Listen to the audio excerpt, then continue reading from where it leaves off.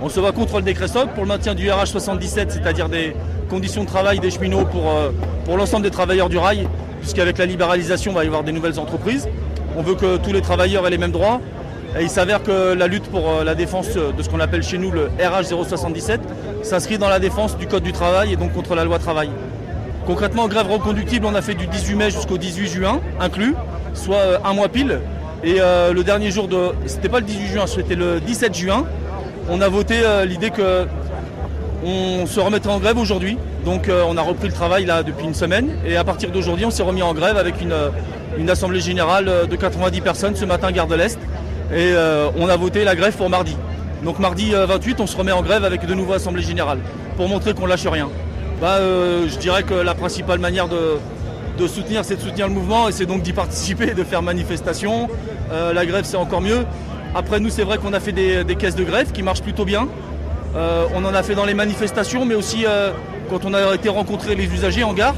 On a fait des distributions de tracts pour les usagers et on a eu un accueil plus que favorable.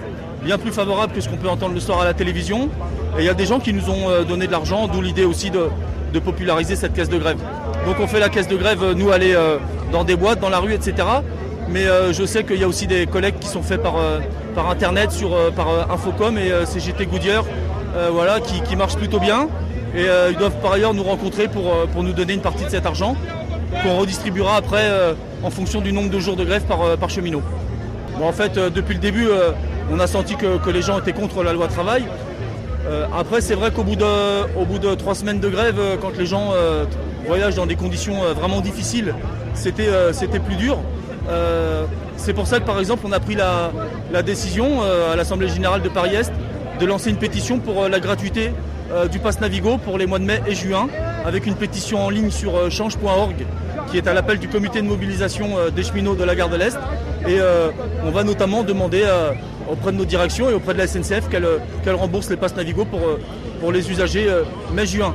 On nous a fait le coup du manque de solidarité des cheminots pendant les inondations.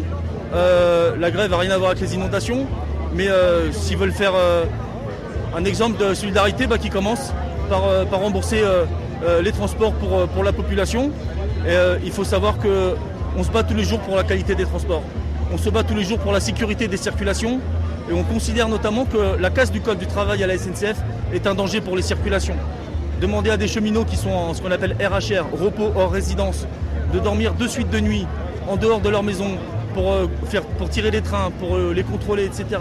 Que dans les postes d'aiguillage, la journée de travail puisse passer à 9h30 d'affilée, sans coupure, sans pause, c'est une aberration. Et c'est une aberration notamment du point de vue de la sécurité. Et donc on se bat pour ça tous les jours.